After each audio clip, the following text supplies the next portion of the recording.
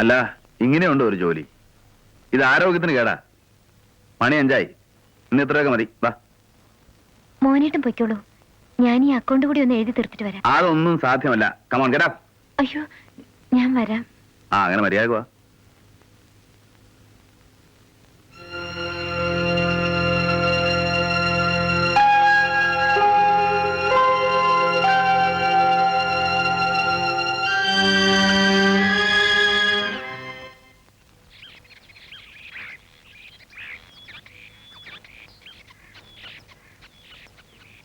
ഇത് മഹാബോറാണ്. എന്താ ചേട്ടാ നീ ഇങ്ങനെ ഒന്നും സംസാരിക്കാൻ നടക്കുന്നത്? എന്തെങ്കിലും ഒന്ന് പറയൂ. ഞാൻ എന്ത് പറയാനാണ്? ഒന്നും പറയാനില്ലേ? ഇല്ല. ചിരിച്ചു കളിച്ചാവുന്ന ഒരു കുസൃതി പെണ്ണെ കണ്ടിട്ടാണ് ഞാൻ അമേരിക്കയിലേക്ക് പോയത്. നിന്റെ ആ ചിരിയും കളിയൊക്കെ എവിടെ പോയനോ? ഈ ജീവിതത്തിൽ ഇനി ഒരിക്കലും മനസ്സ് തുറന്ന് ചിരിക്കാൻ എനിക്ക് കഴിയില്ല ചേട്ടാ.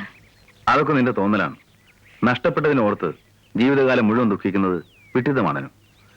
മറക്കാൻ കഴിയാത്തവർക്ക് ജീവിക്കാൻ അർഹതയില്ല. ഞാൻ എന്നെ ഈ ജീവിതം അവസാനിപ്പിക്കേണ്ടതായിരുന്നു.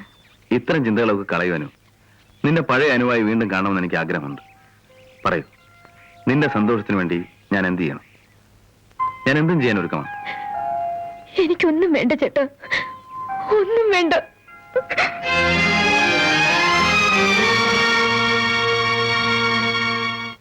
ഇത് കുഞ്ഞ്, ഇത് അമ്മ. ഇതിന്റെ അച്ഛൻ എവിടെ? അച്ഛൻ വിറക് വെട്ടാൻ പോയിരിക്കുക. ഇല്ലെങ്കിൽ അമ്മ അച്ഛനെ പിടിച്ചിട്ട് അടിക്കും. നമ്മുടെ അമ്മയാ അച്ഛനെ അടിക്കുന്നേ. ഈ കുഞ്ഞിന്റെ അച്ഛനെവിടെ? അപ്പൊ കുട്ടിന് ഇത് ആരാ തന്നത്? തമ്പിയങ്ങന്റെ വീട്ടിലെ പെമ്പറിനോര്.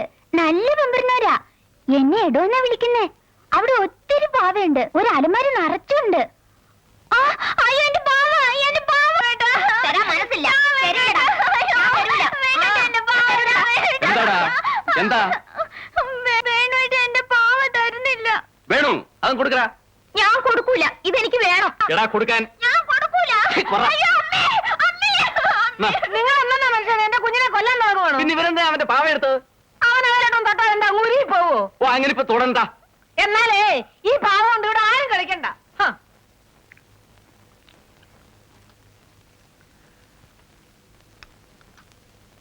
ഈ അനുവിന് എന്ത് സംഭവിച്ചമ്മേ?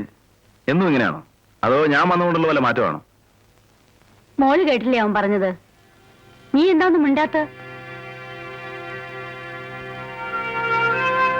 പുള്ളിക്കാർ ഇവിടെയൊന്നും അല്ലെന്നാ തോന്നുന്നത്. അല്ല, ഞാനും അമ്മയും കൂടെ ഈ ഡൈനിങ് ടേബിളിൽ ഉണ്ടെന്ന് പറയായിരുന്നു.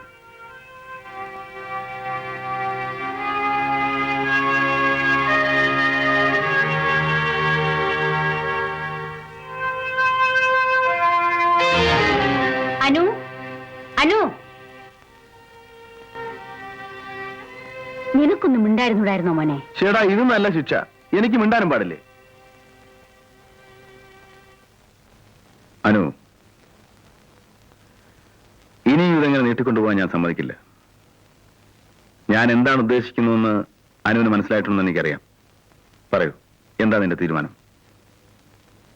എന്റെ കാര്യം ഇനി എന്തെങ്കിലും തീരുമാനിക്കാനുണ്ടോ മോനേട്ടാ?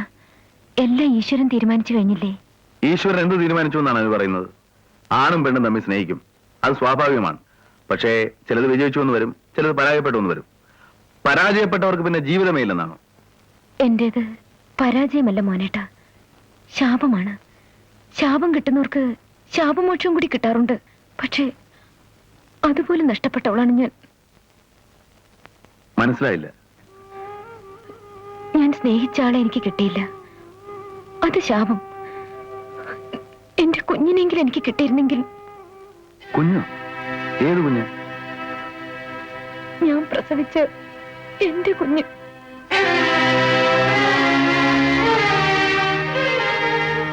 പ്രസവിക്കാനേ കഴിഞ്ഞുള്ളൂ.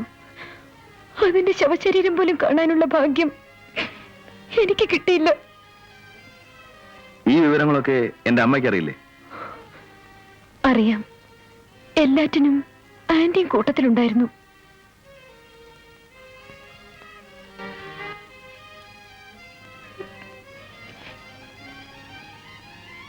എന്നെങ്കിലും എനിക്കിതൊക്കെ മറക്കാൻ കഴിയുമോ മോനേട്ടാ?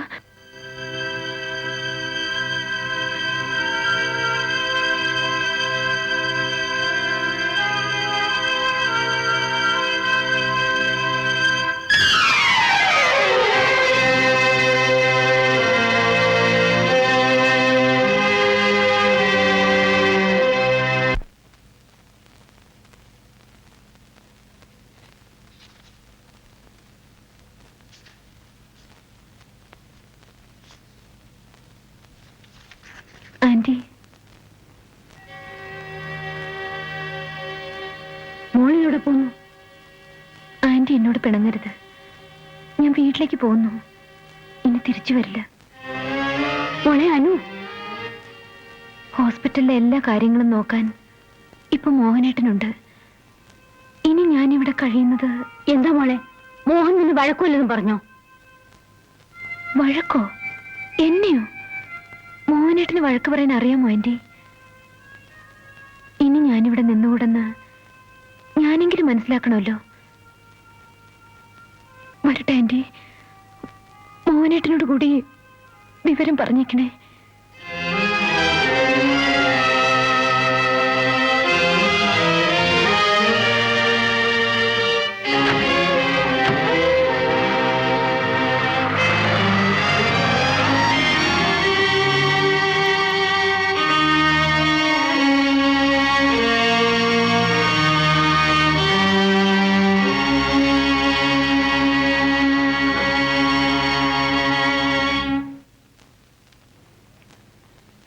മോഹൻ ഇനി വരില്ലെന്ന് പറഞ്ഞ അനു പോയി.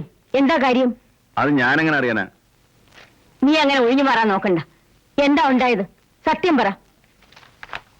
സത്യം പറയേണ്ടത് അമ്മയാണ്. ഞാനോ? അതെ, അനുവിനെ സംബന്ധിക്കുന്ന എല്ലാ കാര്യങ്ങളും അമ്മ എന്നെ എഴുതി അറിയിച്ചിരുന്നോ? അതെന്താ നീ അങ്ങനെ ചോദിച്ചത്? അവൾക്ക് നിശ്ചയിച്ചിരുന്നത് ചെറുക്കൻ മരിച്ചു എന്ന വിവരമല്ലാതെ അതിന് ശേഷമുള്ള സംഭവങ്ങളെ കുറിച്ച് ഒന്നും അമ്മ എഴുതിയിരുന്നില്ലല്ലോ. ഇപ്പോൾ ഇതൊക്കെ നിന്നോട് ആര് പറഞ്ഞു? അനു പറഞ്ഞു. പ്രസവിച്ച കുഞ്ഞിന്റെ ശവശരീരം പോലും കാണാൻ ഭാഗ്യമില്ലാതെ പോയൊരു പാവം പെണ്ണ്. ഇക്കാര്യം എന്നിൽ നിന്ന് എന്തിനമ്മ ഒളിച്ചു വെച്ചു? പറയൂ അമ്മേ.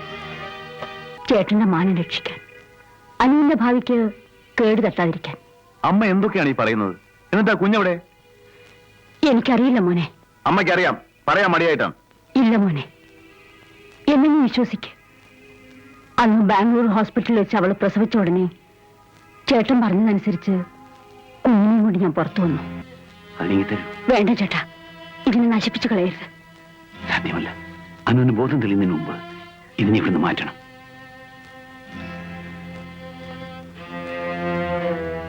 സുഭദ്രേ, ഈ കാര്യം ഒരിക്കലും അവൾ അറിയരുത്.